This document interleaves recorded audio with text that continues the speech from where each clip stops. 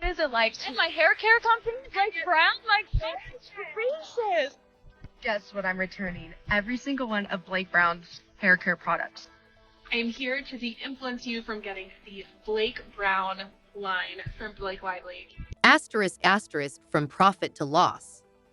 Blake Lively in tears as fans boycott her hair care line ***. July 2024 was supposed to be a triumphant moment for Blake Lively, not just as a celebrated actress, but as a budding business mogul.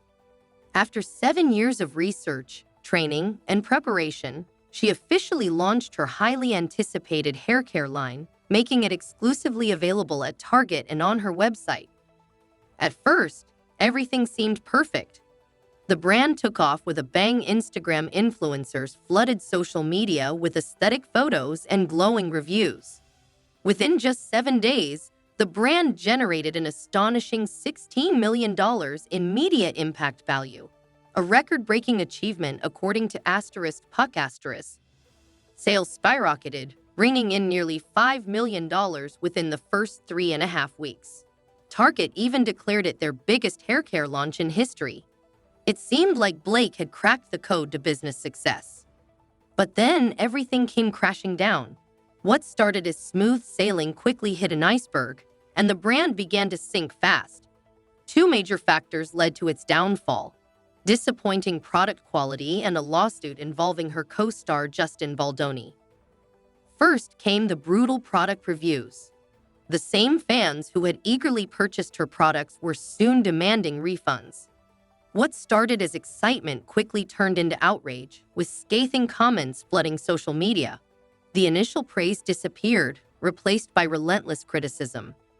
And that was just the beginning of Blake's business nightmare. Here to de-influence you from getting the Blake Brown line from Blake Lively. And I almost didn't even make this video because I'm honestly so embarrassed that I got it anyway. Blake Lively's hair care line promised big results: soft, manageable, noticeably shiny hair, all without SLS, SLES, silicones, or parabens.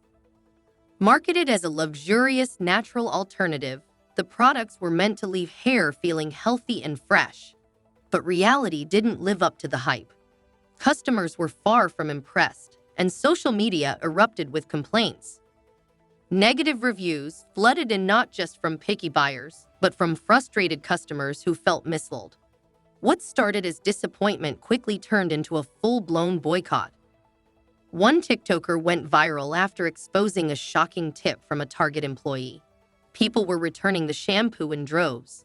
She didn't hold back, bluntly stating, "this isn't even worth $20. And she wasn't alone. Many early buyers regretted their purchase. Customer Emma Newitz summed it up best. "The packaging is gorgeous, but the product is not functional." I hate that I'm making this video. Blake Lively, I love you. This hair care line. The formula is like okay. There's honestly nothing really that special about it. But let's talk about the packaging. Okay, gorgeous, but it's not functional. Why put so much effort into beautiful packaging if the product itself doesn't even work?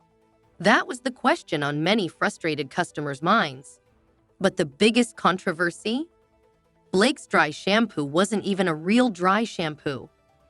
Fans were outraged after discovering that instead of absorbing oil and refreshing hair like a typical dry shampoo, the product left hair feeling greasy and heavy. Many claimed it was nothing more than a glorified texturizing spray, completely missing the mark. Disappointed buyers took to social media to vent, with some calling it the worst dry shampoo they had ever used. And you might think, oh, your hair looks good, because I also think my hair looks good, but my ends have never been drier. So that's a little interesting. That's just my hot take for, your lovely Wednesday evening. Love her, but it might not be the best. Customers expected a lightweight, oil-absorbing spray to refresh their hair between washes. Instead, they got a sticky, heavy, texturizing mess that left hair feeling worse than before.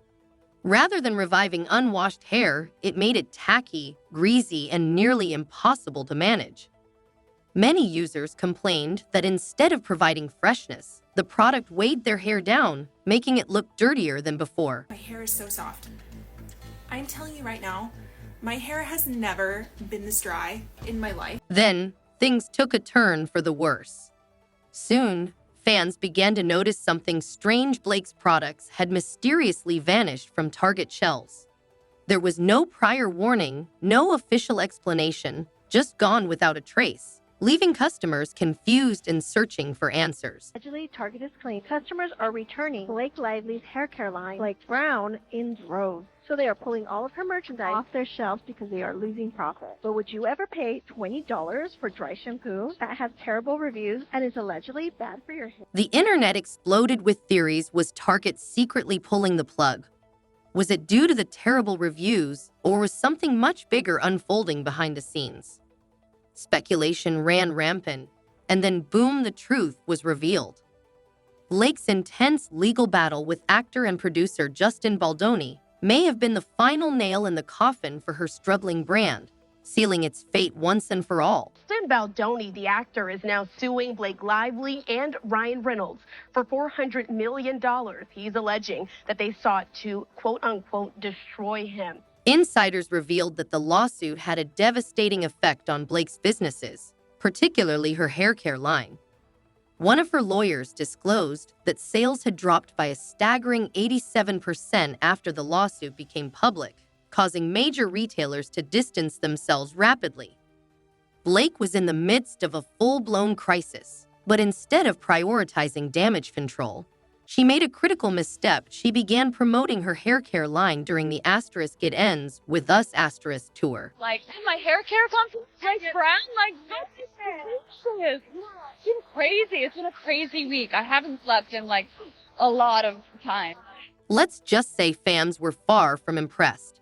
It Ends With Us is based on Colleen Hoover's best-selling novel about domestic violence, a deeply emotional and serious story. However, instead of handling it with the sensitivity and respect it deserved, Blake Lively and her castmates turned the press tour into a joke, leaving many disappointed and questioning their approach. Fans expected a more thoughtful and mature discussion, but instead, they got lighthearted banter that felt out of place. So if someone understands the themes of this movie, comes across you in public, and they want to really talk to you, what's the best way for them to be able to talk to you about this? How would you recommend they go about it? Like, asking for, like, my address or my phone number or, like, my location share. Or I could just location share you, and then we could, Instead of focusing on the movie's message, it seemed like a cheap marketing tactic, and fans were furious. One disappointed viewer shared their frustration, saying, "I was going to try it because some reviews said it worked well for fine hair.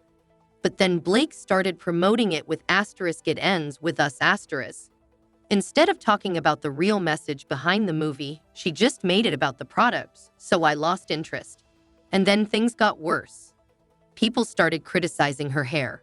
If you're promoting a hair care line, your hair needs to look incredible, bouncy, flawless, something that makes people stop and ask, what is she using?" But Blake? Fans weren't impressed, either with the product or her hair.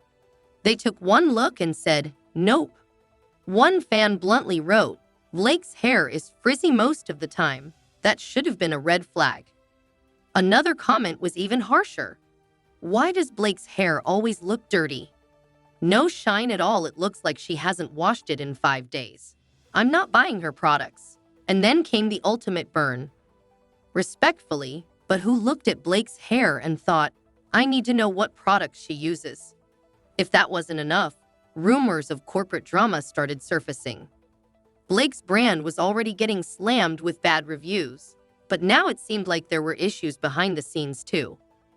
Word was that Blake's team was pushing for more from Target, better marketing, more shelf space, maybe even more money, but Target wasn't having it.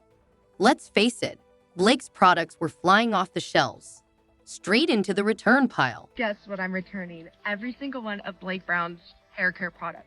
Honestly, it's tough to see how she bounces back from this. Blake isn't just dealing with bad press. Her entire brand is crumbling. The lawsuit, the backlash, Target severing ties, fans dragging her products, her hair, and her whole business, it's a total disaster. So what can she do? If Blake wants any chance of saving her brand, she needs to act fast. A genuine apology is essential right now, and a complete reformulation of her products is absolutely necessary, maybe even a whole Blake Brown too. 0. A relaunch that actually delivers on its promises could be her only shot. If she doesn't take action, this could be the end of her beauty empire before it ever really takes off. Have you ever tried her products? If not, would you in the future? Let me know in the comments. Catch you in the next video.